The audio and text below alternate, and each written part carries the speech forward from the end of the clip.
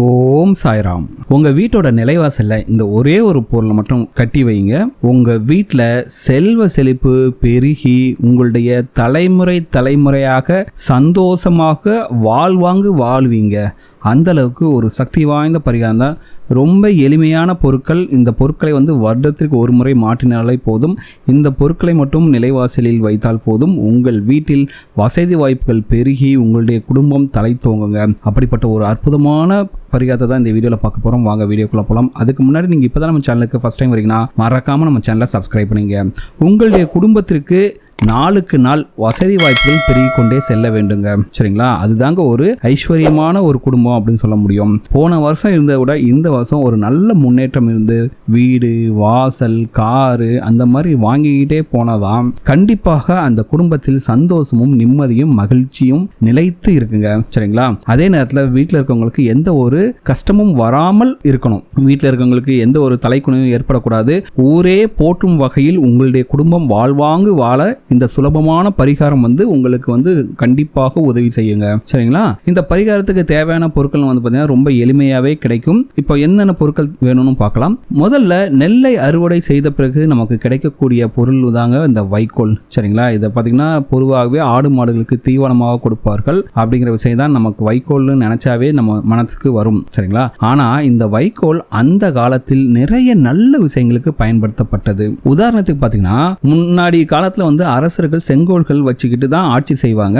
அந்த செங்கோலை புதிதாக தயார் செய்த பின்பு பார்த்தீங்கன்னா அந்த செங்கோலை இந்த வைக்கோலை சுற்றி பாதுகாத்து அதன் பின்புதான் அந்த செங்கோல் மன்னனின் கையில் அரசாட்சிக்காக கொடுக்கப்படும் அப்படிங்கிற விஷயம் நம்மள பல பேருக்கு தெரியாதுங்க.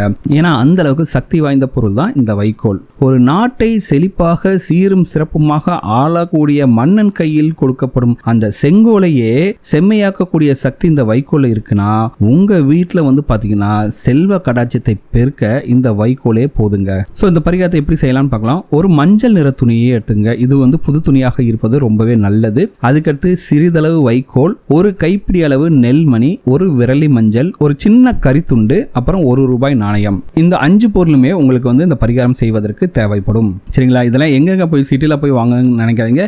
நிறைய இடத்துல கிடைக்கும். நாட்டு மருந்து கடையில் போனாவே சரி நெல்மணி கிடைச்சிரும், வைக்கோல் கிடைச்சிரும். சரிங்களா?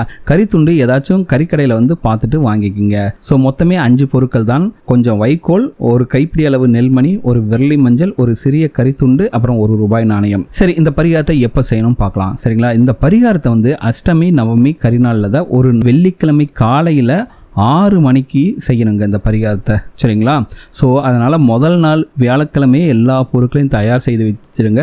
அடுத்த நாள் காலையில் பிரம்ம முகூர்த்தத்தில் ஒரு 5 மணிக்கெல்லாம் எழுந்துச்சு குளிச்சு முடிச்சுட்டு காலையில் வீட்டில் பூஜை அறையில் விளக்கெல்லாம் ஏற்றி வச்சுட்டு உங்களுடைய குலதெய்வத்தையும் உங்களுடைய இஷ்ட தெய்வத்தையும் உங்கள் பூஜை அறையில் இருக்கக்கூடிய எல்லா தெய்வங்களையும் நல்ல மனதாக வேண்டிக்குங்க. உங்கள் வீட்டில் இருக்கக்கூடிய பண கஷ்டங்கள்லாம் தீங்கி பணம் பல வழியிலிருந்து நீங்கள் வாழையடி வாழையாக செல்வ கடாட்சத்துடன் வாழணும் அப்படின்ட்டு உங்களுடைய குலதெய்வத்தை வேண்டி கொண்டு இந்த மஞ்சள் நிற துணியில் அந்த எடுத்து வச்சிருக்க வைக்கோல், ஒரு கைப்பிடி அளவு நெல்மணி, ஒரு விரலி மஞ்சள், ஒரு சிறிய கரித்துண்டு, ஒரு ₹1 நாணயம், இந்த 5 பொருட்களையும் ஒன்றாக ஒரு சின்ன முடிச்சு போல மூட்டை போல கட்டிட்டு உங்க பூஜை ரூம்ல வச்சுட்டு அதுக்கு தீப ஆராய்ச்சிலாம் காட்டிட்டு அதை எடுத்துட்டு காலை 6 மணி போல உங்களுடைய குலதெய்வத்தை வேண்டிக் கொண்டு இதை நிலைவாசலில் கட்டி தொங்க விட வேண்டும். சரிங்களா? அதுக்கடுத்து நீங்க என்ன பண்ணணும்னா தினம்தோறும் விளக்கு ஏற்றும் போதும் சரி, நீங்க செவ்வாய் இல்ல வெள்ளிக்கிழமையில் விளக்கு ஏற்றினாலும் சரி, அப்பெல்லாம் ஊதுபத்தி காட்டுவீங்களா, அந்த ஊதுபத்தியை இந்த நிலைவாசலில் இருக்கும் இந்த முடிச்சுக்கு காண்பித்தால் மட்டும் போதும். நீங்க தினந்தோறும் விளக்கேற்றினா ஊதுபத்தி பொருத்தும் போது இதை முடிச்சுக்கு காண்பித்தாலே போதுங்க.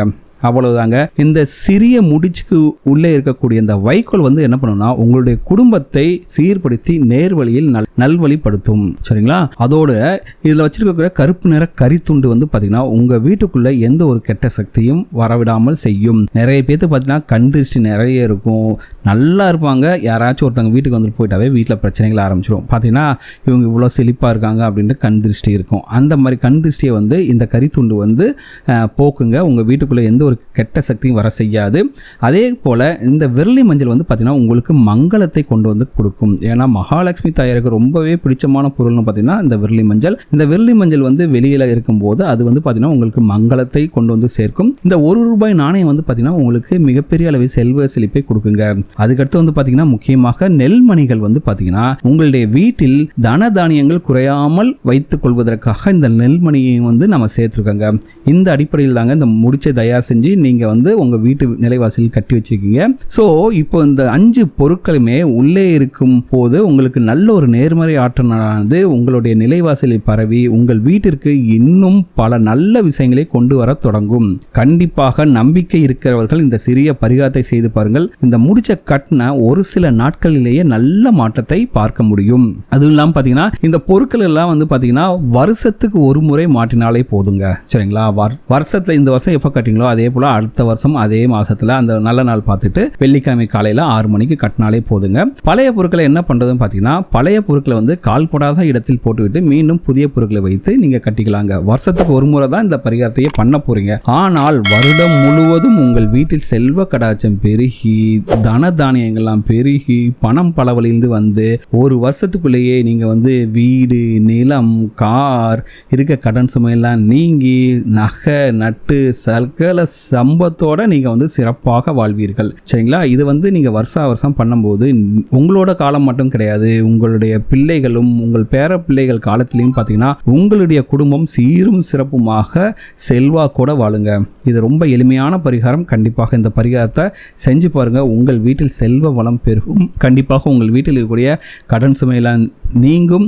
உங்கள் வீட்டிற்கு வந்து பார்த்தீங்கன்னா பல நல்ல காரியங்களாக நடக்குங்க இந்த பரிகாரத்தை செஞ்சாலே. ஸோ பணமும் பல வழியில் வந்து நீங்களும் பணக்காரர் ஆவீர்கள். இந்த வீடியோ உங்களுக்கு பிடிச்சிக்கணும் முறை இந்த வீடியோ உங்களுக்கு பிடிச்சி மறக்காம நம்ம சேனலை சப்ஸ்கிரைப் பண்ணுங்க. இந்த வீடியோ உங்கள் ஃப்ரெண்ட்ஸோட ஷேர் பண்ணுங்க. இந்த வீடியோ பற்றி உங்களோட கமெண்ட்ஸை கமெண்ட்ல கமெண்ட் பண்ணுங்க.